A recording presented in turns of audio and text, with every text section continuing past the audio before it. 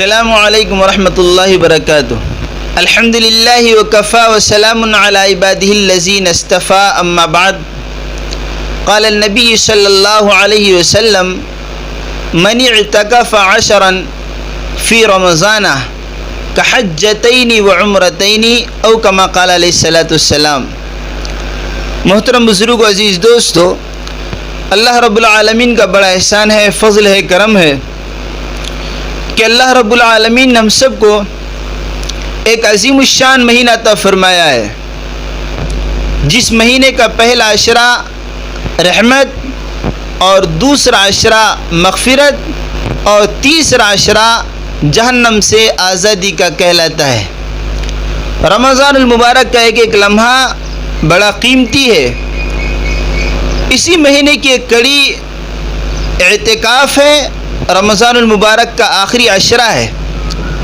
امی جان حضرت عائشہ صدیقہ رضی اللہ تعالیٰ عنہ فرماتی ہے کہ جب سے اعتکاف کا حکم ملا ہے، حضور اکرم صلی اللہ علیہ وسلم نے وفات پانے تک کبھی بھی اعتکاف کا ناغہ نہیں فرمایا. البتہ ایک مرتبہ ایک سفر کی وجہ سے 1 سال کا اعتکاف کا ناغہ ہوا تھا. آئندہ سال حضور اکرم صلی اللہ علیہ وسلم نے 20 روز کا یعنی 2 عشرے کا اعتکاف فرمایا ہے. محض اعتکاف سے متعلق ایک جگہ روایت ہے کہ جو آدمی 1 دن کا اعتکاف کرتا ہے، اللہ رب العالمین اس کے اور جہنم کے درمیان میں 3 خندقیں حائل فرما دیتے ہیں، اور ایک خندق کی مقدار، اس کی مسافت دنیا و ما فیہا سے، دنیا مشرق سے لے کر مغرب اور جنوب سے لے کر دکن تمام چیزوں کی مسافت سے زیادہ بتائی گئی ہے.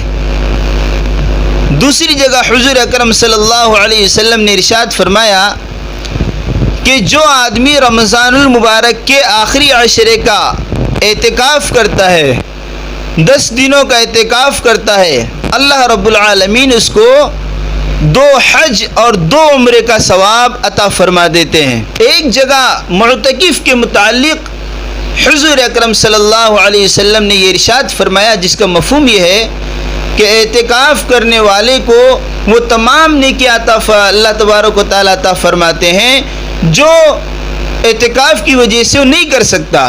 مثلا کسی کی عیادت ہے، جنازے کی شرکت ہے، کہ یہ دونوں چیزیں ایسی ہے کہ معتکف آدمی یہ دونوں کام نہیں کر سکتا، لیکن اللہ تبارک و تعالیٰ اس کو جنازے کی شرکت کا بھی ثواب عطا فرما دیتے ہیں اور بیمار کی عیادت کا بھی ثواب عطا فرما دیتے ہیں. اس کے دل کے اندر یہ بات آتی ہے کہ کاش کہ میں بھی اگر باہر ہوتا تو میں بھی جو ہے فلاں صاحب کے جنازے میں شریک ہو جاتا، فلاں صاحب کی عیادت کر دیتا. اعتکاف کہتے ہیں اللہ رب العالمین کی عبادت کے لیے مسجد کے اندر، جس مسجد کے اندر 5 وقتہ نماز ہوتی ہو، وہاں پر اپنے آپ کو محصور کر لینا. اعتکاف کے معنی آتے ٹھہرنے کے، اللہ کی عبادت کے لیے اپنے آپ کو مسجد کے اندر ٹھہرا دینا.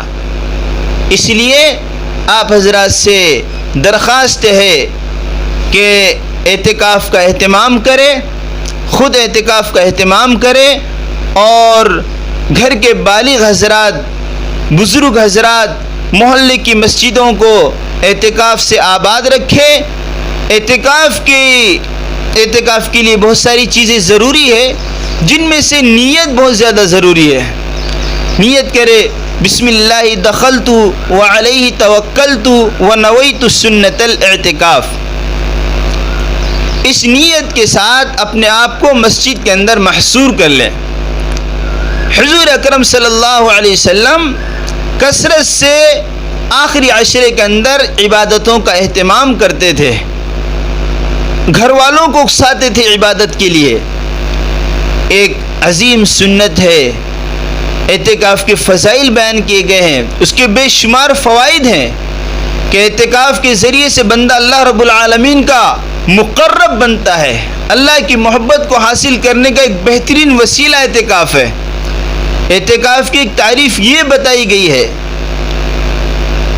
کہ اعتکاف کا مطلب یہ ہے کہ آدمی یہ ضد لے کر اللہ رب العالمین کے دربار میں حاضر ہوا ہے کہ اللہ جب تک آپ میری بخشش نہیں کریں گے، میری مغفرت نہیں کریں گے، جب تک میرے گناہوں کو آپ معاف نہیں فرمائیں گے، میں آپ کے در سے جانے والا نہیں ہوں۔ ایک روایت میں حضور اکرم صلی اللہ علیہ وسلم نے بات ارشاد فرمائی کہ اعتکاف کرنے والا جب اعتکاف سے فارغ ہو جاتا ہے تو اس حال میں اٹھتا ہے کہ اس کے سارے گناہ معاف ہو گئے ہوتے ہیں۔ المعتکف هو یعتکف الذنوب، اس لیے اعتکاف کا اہتمام کرے۔ اعتکاف کے اندر تنہائی میں، خلوت میں اللہ رب العالمین سے مناجات کا بہترین موقع میسر ہوتا ہے، اللہ رب العالمین کو منانے کا بہترین موقع نصیب ہوتا ہے۔ اعتکاف کے اندر کسی قسم کی کوئی ریاکاری اور کسی قسم کی کوئی شہرت، نام و نمود کا کوئی شائبہ نہیں ہوتا ہے۔ آدمی تنہائی میں، اکیلے میں اللہ رب العالمین کو منانے میں مستغرق رہتا ہے۔ اس لیے آپ حضرات سے درخواست ہے کہ 20ویں روزے کے سورج کے غروب ہونے سے تھوڑا پہلے سے لے کر شوال کے چاند نظر آنے تک اپنے آپ کو مسجد کے اندر اعتکاف کی نیت سے محصور کر لے۔ وآخر دعوانا الحمد للہ رب العالمین۔